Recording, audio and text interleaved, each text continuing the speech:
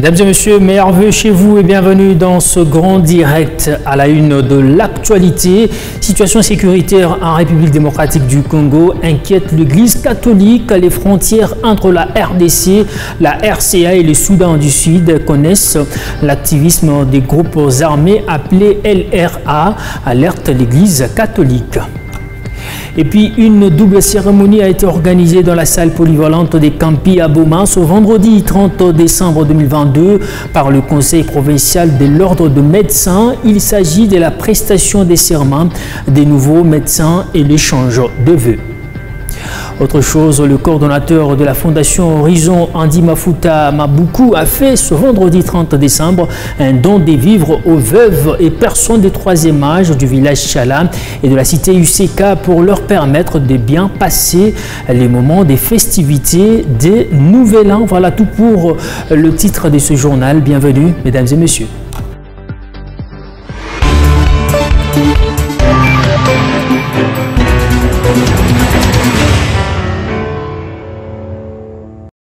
Commençons ce journal par la situation sécuritaire en République démocratique du Congo. L'Église catholique alerte les autorités congolaises sur l'activisme des groupuscules de LRA qui poursuivent des incursions dans certaines localités frontières entre la République démocratique du Congo, la RCA et le Soudan du Sud. Étant recherché, Joseph Kony reste toujours en cabale. Cette confession religieuse plaide pour la réparation des victimes et des sanctions contre ces miliciens de ces groupes armés. De la LRA. Et pour le moment, il y a des groupuscules, des éléments LRA qui sont à la frontière là avec le Soudan du Sud et la RCA. Mais de temps à temps, ils utilisent ces pays comme leur base arrière pour faire des incursions en RDC, notamment au niveau des Doroma, des Banda, des Passi, même des Bondo dans le bas où il est. Ils viennent au Congo, ils vont toujours perpétrer les mêmes atrocités, tuer, voler, faire ce qui leur semble bon et rentrer au niveau de ces pays qui sont d'ailleurs en guerre aussi, au niveau du Soudan du Sud et de la RCA. La LRA et surtout leur chef Joseph Kony, il est encore en cavale. Jusqu'à présent, on n'a pas réussi à mettre la main sur lui afin qu'il réponde de ses actes. Et ses successeurs continuent à lui porter main forte. Et c'est ce que je peux dire sur la situation de la LRA. Pour nous, nous avons encore peur au ventre. Le fait que le chef ne soit pas arrêté et aussi traduit en justice, il peut revenir sous plusieurs formes et nous causer toujours désolation et pleurs. Et parlant de la justice en faveur des victimes, j'ai travaillé beaucoup sur cette thématique. J'ai transmis les informations au niveau du gouvernement central. Je pense à l'époque pour le ministère de la Justice, c'était M. Alexis Tambwe-Mwamba. Il avait accusé réception et il a instruit l'auditeur général de mener les enquêtes. Aucune enquête n'a été menée et aussi la CPI a été saisie. Nous avions transmis toutes les informations sur ces crimes odieux et crapuleux commis par la LRA. La CPI n'a envoyé que 2 de ces personnes. On va changer de chapitre à l'occasion de la clôture de l'année 2022 et les débuts de l'année 2023 qui est une année électorale en République démocratique du Congo. Le commissaire provincial en charge de la jeunesse du Lualaba a lancé un appel à la prise de conscience de toute la jeunesse de la province du Lualaba. Pour lui, 2023 qui est une année électorale ne doit pas être une année qui doit plus enregistrer des dérapages et des bavures dans le camp de la jeunesse, mais plutôt une année durant laquelle cette jeunesse doit être plus responsable afin qu'aucune décision ne se prenne sans elle, ceci dans le but d'investir dans le développement du pays. Pour les Kalau dit attendre beaucoup de cette jeunesse, comme le veut le chef de l'État Félix Tshisekedi, qui ne jure que par le renouvellement de la classe politique. Retrouvez pour les Kalau, commissaire provincial en charge de la jeunesse, dans ce propos recueilli pour vous par Grace Kalong Mpez. Il est vrai qu'au niveau de la jeunesse, Nous avons connu des hauts et des bas. La jeunesse a été accusée de beaucoup de choses, utilisée par le politicien, par certains mouvements, à telle enseigne que le message qu'on pouvait lire dans les réseaux sociaux, c'était les jeunes qui battaient bien entendu par des antivaleurs. Et voilà, au travers de l'occasion que nous offre la fin de l'année, je viens pour demander aux jeunes de pouvoir prendre conscience de ce qu'ils sont. Antoine Félix Tshilombo, président de la République, compte sur la jeunesse. Et cela étant, ici chez nous en province, cela est relayé par son Excellence Madame Fifi Masuka. Donc les jeunes ont une place de choix. Il est important que les jeunes se distinguent par leur manière de se comporter pour qu'on puisse compter sur eux, pour qu'on puisse les associer sur la gestion de la chose publique. On est sans ignorer que désormais avec la jeunesse, nous disons pas un pas sans la jeunesse. Voilà pourquoi, chers jeunes, je vous appelle à la conscience, surtout que l'année 2023 qui commence, c'est une année électorale où nous voyons le jeune être manipulé par-ci par-là. Je suis sûr, au travers de ces messages, les jeunes ne se laisseront pas faire. Parce que le chef de l'État tient sur la jeunesse, il compte sur la jeunesse. Le renouvellement de la classe politique, c'est avec la jeunesse. Voilà pourquoi nous appelons les jeunes à prendre conscience afin d'imiter ce qui est bon, là où il y a de la valeur, et laisser les antivaleurs. Sur ce, je veux bien présenter mes vœux de bonheur, de longévité, de réussite, de succès à la jeunesse que nous dirigeons dans notre province d'Ilualaba. Bonne année à tous les jeunes d'Ilualaba et que Dieu vous bénisse. Et puis à l'occasion de la fête des Nouvel An 2023, le directeur provincial adjoint de la communication et initiation à la nouvelle citoyenneté, Feli Mbenga Mukuna, a lancé un message de vœux à toute la population du Lualaba en général et à toutes les autorités en particulier. Feli Mbenga a aussi souhaité ses vœux les meilleurs aux premiers citoyens de la RDC, sans oublier le chef du gouvernement central, le directeur adjoint de l'INC, a profité de l'occasion pour appeler les jeunes du Lualaba au changement de mentalité en cette nouvelle année. Les vœux de Feli Mbenga sont à suivre dans cet extrait choisi par Louise Fatouchak. Chaque année, l'homme doit se réjouir de l'année que Dieu lui donne. Nous remercions notre Dieu vivant d'avoir achevé cette année en beauté, en renouvelant notre intelligence et notre sagesse devant les obstacles que nous avons surmontés avec intelligence. Que l'année 2023 soit une année de paix, de justice et de travail. Que l'année 2023 soit une année de beaucoup d'espoir, une année de sérénité et une année où nous allons réussir en conjuguant nos efforts.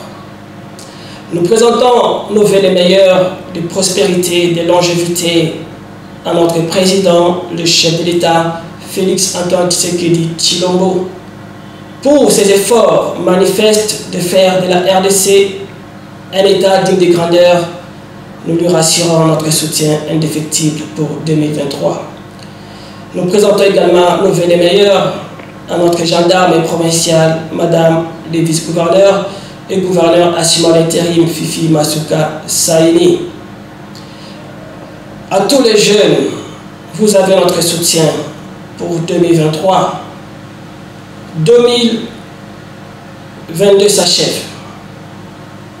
Cette période de fête n'est qu'une date. La vie va continuer. Nous vous prions de fêter avec beaucoup de preuves de responsabilité dans vos faits et gestes. Soyez conscients, parce que nous avons un rendez-vous important, un rendez-vous exceptionnel en 2023 avec vous. Nous vous portons dans nos cœurs, nous vous portons en nous et nous comptons avec vous. Que Dieu bénisse tous nos parents. On va parler autre chose dans ce journal. Une double cérémonie a été organisée dans la salle polyvalente des Campi à Bouma ce vendredi 30 décembre 2022 par le Conseil provincial de l'Ordre de médecins du Lualaba. Il s'agit de la prestation des serments des nouveaux médecins et le change des vœux pour cette nouvelle année 2023. Olivier Kavound. Au total, 12 nouveaux médecins ont intégré ce vendredi 30 décembre 2022 le Conseil provincial de l'Ordre de médecins par la prestation de leur serment.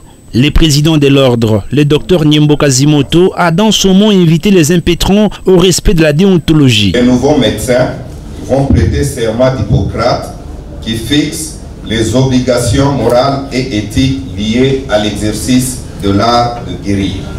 Chers impétrants, en tant que médecin, votre premier souci sera de rétablir, de préserver ou de promouvoir la santé dans tous les éléments physiques, mentaux, individuels et sociaux des malades qui se seront conviés à vous. S'en est suivi la prestation de serment proprement dite. Je respecterai le secret de celui qui se sera confié à moi. Les impétrants n'ont pas manqué à remercier la corporation tout en promettant de respecter les prescrits de la profession.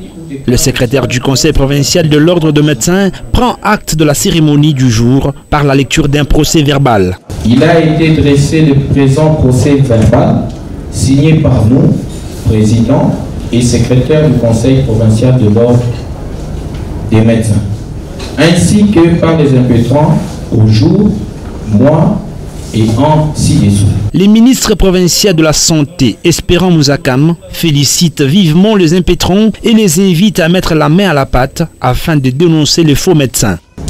À l'occasion de cette prestation, pour vous signifier que je tiens personnellement à accompagner le COPROM dans le cadre de l'assainissement de notre secteur de la santé et que, de ce fait, tous avec moi, nous devons mettre fin au fléau faux médecins. Retenons ici que ces impétrants sont le fruit de l'université de Coluzi. C'est par le partage d'un verre que s'est clôturée la manifestation du jour. Toujours en santé, lancée depuis le 21 décembre dernier, la campagne des prises en charge de maladies cardiaques chez les enfants au Lualaba se poursuit. 10 jours après le début des dépistages, 31 cas sont recensés, dont 7 enfants vont subir l'intervention chirurgicale à Lubumbashi. Dr Opas Kanteng a réitéré les vœux de voir les parents venir avec leurs enfants pour les faire dépister car la prise en charge est assurée par le gouvernement provincial du Lualaba. Il est dans ce propos recueilli pour vous. Depuis le début de la campagne, beaucoup d'enfants ont été reçus, une trentaine, et parmi lesquels 7 enfants sont déjà dépistés positifs, donc porteurs de malformations cardiaques congénitales. La campagne continue. Aujourd'hui, vous avez vu à votre entrée qu'il y a 7 enfants qui sont là, ils seront reçus pour essayer de voir s'ils ont aussi des problèmes cardiaques et les ajouter sur la liste des enfants déjà enregistrés. Donc la campagne continue, elle va s'arrêter autour du 10 janvier comme prévu. Mais au-delà du 10 janvier, d'autres enfants qui présenteront les mêmes signes pourront nous contacter en appelant les 099 76 63 252. Nous avons été en contact avec beaucoup de médecins de presque tous les centres de la province, mais il s'est fait qu'il y a une difficulté par rapport au dépistage au niveau local. Cela va nous obliger dans les jours qui viennent de pouvoir descendre à l'intérieur des provinces par rapport à la demande pour essayer de les dépister localement et sélectionner les cas positifs et pouvoir les amener pour les faire opérer. D'autres cas se sont ajoutés sur le set prévu pour l'opération chirurgicale, nous a fait savoir Dr Roupas après le dépistage opéré aujourd'hui. On va parler autre chose. Le coordonnateur de la Fondation Horizon, Andy Mafuta Mabuku, a fait ce vendredi 30 décembre un don des vivres aux veuves et personnes des troisième âge du village Tchala et de la cité UCK pour leur permettre de bien passer ce moment des festivités des Nouvel An, nous fait savoir Ephraim Mununga Chisola dans ce récit. Les veuves et vieillards du village Tchala et de la cité UCK ont reçu un don de vivres constitué de sacs de riz, des poulets et de l'huile végétale en quantité nécessaire pour leur permettre de bien passer la fête des Nouvel An. Ce don est une œuvre du jeune Lualabé Andy Mafuta, coordonnateur de la Fondation Horizon, qui dans son humilité n'a pas souhaité être présent. Les bénéficiaires ont visiblement retrouvé du sourire. Baba Andy 3 fois. Mungu akubariki, Mungu akubariki. Papa Andy, Papa Andy, Papa Andy, que Dieu te bénisse. Ce que nous voyons n'a jamais existé ici à Tchala. Nous les vieux, on ne nous considère pas. On nous accuse toujours des sorciers. Mais toi, tu nous as soutenus. Merci beaucoup et que Dieu te bénisse.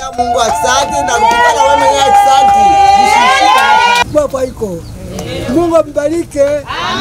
Mungu mweke mkono. Pita baba, tunakushukuru sana. Ni mara ya kwanza baba ndi kuona mutendo ya hivi. Nous te disons merci car c'est la première fois qu'on voit un tel acte à Tchala. Que Dieu te garde. Tunakumbuka tu bazee ba Mtchala. Mungu akuone. Ni mara ya kwanza Mtchala kuona ako baba wa hivi kutufurahisha kushibaze na kutukumbuka ko baze. Merci sana, Mungu amuone kwa mbariki. Ce geste n'est pas nouveau pour Andy Mafuta qui est reconnu pour son esprit du vivre ensemble, comme le témoignent ses envoyés. Andy Mafuta nous a envoyés ici parce qu'il voulait fêter avec les mamans de Tchala. Là, c'est juste un échantillon. Nous allons à présent suivre les vieillards qui ne marchent pas.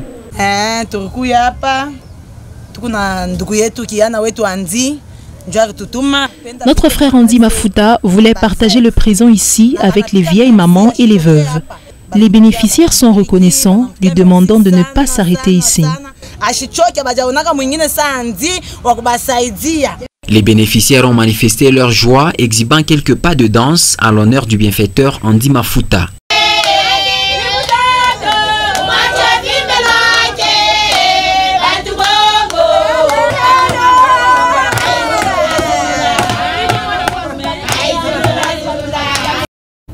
Et puis les cadres des districts scouts des Colosie ont pendant 4 jours été soumis à une formation sur les principes du scoutisme. Le cadre choisi pour cette activité était le complexe scolaire Kouliva. La clôture est intervenue plus tôt ce vendredi 30 décembre par la remise des brevets. Le détail dans ce récit signé Sarah Sompo. Dénommée Camp École, cette formation passée en retraite avait pour objectif d'apprendre au cadre du scoutisme les principes de ces mouvements de jeunes chrétiens. On est ici depuis le 27 jusqu'à ce jour. C'était juste pour la formation de chefs. Parce que chez nous, chez les scouts, il y a de différentes formations. Ça, c'est la première formation qui est le cas école. Maintenant, ce cas école a réuni toutes les 4 branches. Il y a eu la mette, il y a eu la troupe, il y a eu la compagnie et il y a eu aussi les clans, ainsi que les facilitateurs comme instructeurs. C'est-à-dire les matières sont tracées selon les branches. Il y a les matières prévues juste pour la mettre, et spécifiques. Il y a aussi des troncs communs sur l'histoire du mouvement scout, le scoutisme, la communauté, la vie spirituelle, le sécurisme, tout ça. Après la formation, les participants ont reçu les brevets.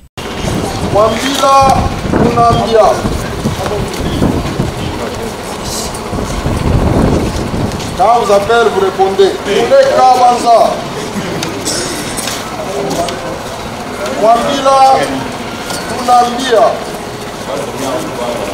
Des chants de joie ont animé cette clôture. C'est après une photo souvenir que tout s'est clôturé.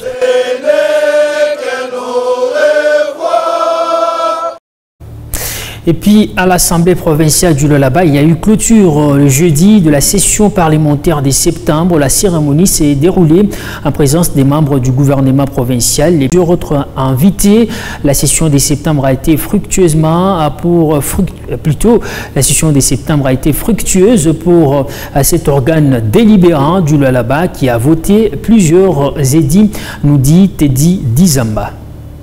Ouverte le 30 septembre 2022, la session parlementaire de septembre à l'Assemblée provinciale du Lualaba s'est clôturée ce 29 décembre. À cette cérémonie de clôture, plusieurs invités ont rehaussé leur présence, à l'instar des membres du gouvernement provincial, des membres du Conseil provincial de sécurité et de différents animateurs des entreprises publiques. Le président de cet organe délibérant en province, Louis Kamonine Tumbu, a dans son discours de clôture salué les élus provinciaux pour leur participation active au cours de cette session. C'est pour moi une occasion de vous inviter à vulgariser les édits votés et promulgués dans vos circonscriptions électorales pendant ces vacances parlementaires. Par la même occasion, j'invite les chevaliers de la plume et du micro à accompagner l'institution dans cette démarche. C'est dans cet élan que je fais appel à votre sens élevé de responsabilité pour continuer à exercer la plénitude de vos compétences durant le reste de notre mandat. Pendant les vacances parlementaires, la loi veut que les élus aillent à la rencontre de leurs électeurs afin de palper du doigt leur quotidien. Et puis lancement de la campagne Une église, un arbre ce jeudi 29 décembre à Kolwezi. La structure de la société civile Ensemble pour l'environnement a procédé à cette cérémonie à l'église 30e Sepako Bethany du quartier Moïse Tchoumbé. L'objectif est de voir les fidèles des églises adhérer au projet jardin scolaire qui vise à un reboisement d'1 milliard d'arbres d'ici 2023 en République démocratique du Congo, témoin de l'événement Oscar Kalambay Chichikou. La cérémonie a débuté par la prière et le mot du révérend de cette église pentecôtiste Bethany qui a donné l'importance de la plante à travers les prescrits bibliques. Pour l'homme de Dieu, en tant que chrétien, l'arbre représente la vie car c'est d'elle que provient la croix. Nous voulons parler de l'arbre. Ceci ne va pas à l'encontre de la parole de notre Seigneur. Selon Michael Hunt, président de cette structure de la société civile Ensemble pour l'environnement, cette campagne s'inscrit dans le sens de l'accomplissement du projet jardin scolaire et que le projet Une église, un arbre a été initié pour accompagner celui du chef de l'État. C'était un grand projet qui était en cours, mais dans la province du Lualaba. Ce projet a été matérialisé également par le financement du Fonds forestier national qui nous a financé, nous, en tant que société civile, pour exécuter, n'est-ce pas, la production de plusieurs milliers de plantules. Et ces plantules là-bas, il y a certains que nous allons mettre en terre à 40 km de la ville de Kolwezi.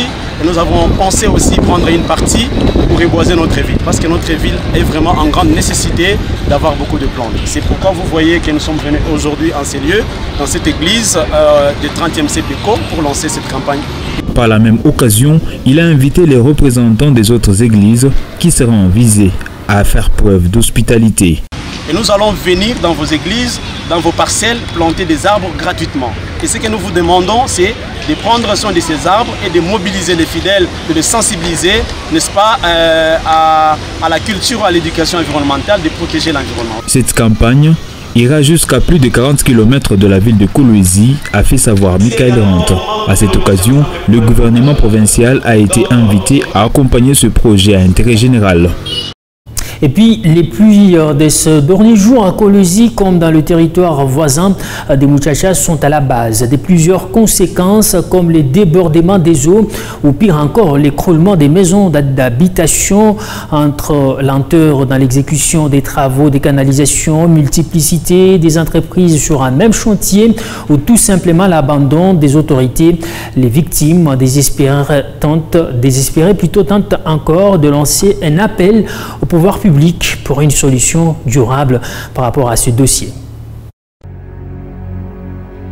May it be an evening star, shine star. Après la pluie, c'est le lait ou même le mauvais temps dans certains quartiers de Kolosi. Au quartier Moïse Tchombe, communément appelé Kamagnola, la prière des habitants de l'avenue Kazadi, perpendiculaire à l'avenue Katakokombe, est celle de ne pas voir la pluie tomber. Les eaux venant de l'avenue Ikuku, récemment modernisée mais sans canalisation, finissent leur course ici, selon Santos qui a dû se réveiller tardivement aujourd'hui. Question de voir les eaux s'étasser dans sa cour.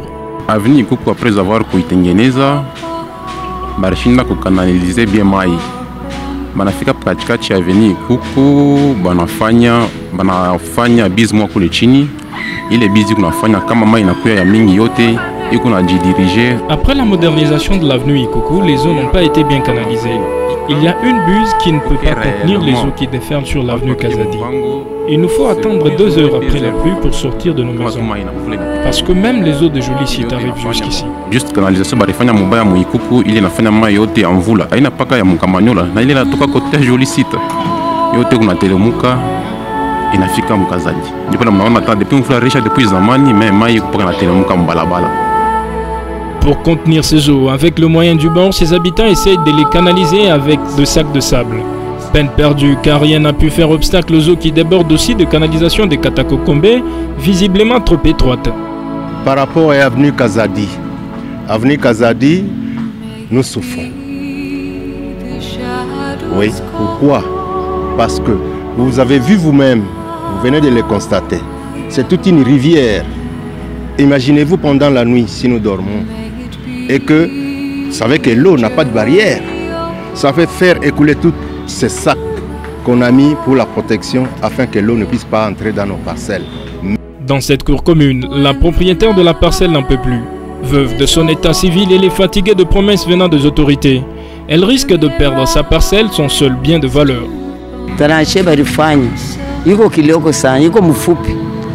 Les canalisations sont étroites, elles sont petites. Je suis une veuve et maintenant ma parcelle est inondée. Où irai-je? Je ne saurais pas louer une maison. Puisse l'autorité provinciale qui nous appartient à tous résoudre cette situation.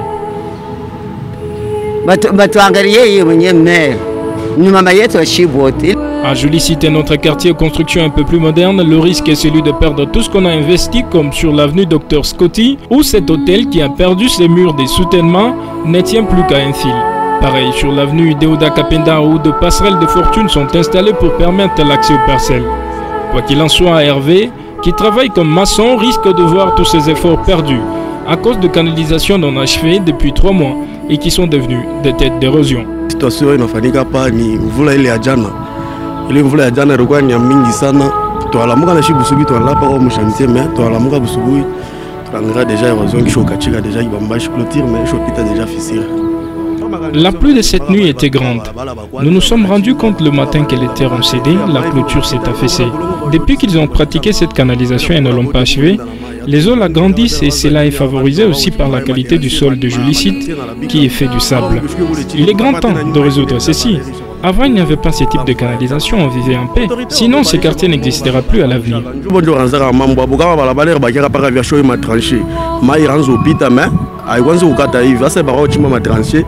Donc, il n'est pas obligé, il ne faut pas que les travaux À côté de la lenteur dans l'exécution de travaux, cette situation est due aussi à la multiplicité des entreprises qui font ces travaux à encore Paulin, ému par ses débuts de perte de sa parcelle. La première entreprise était EKMM, une deuxième entreprise est venue, Logitech, maintenant c'est Mouska qui est à l'œuvre. Mais on constate avec amertume ce matin, on se réveille, vous voyez déjà que le clôture, le parcelle de personnes sont en train de tomber.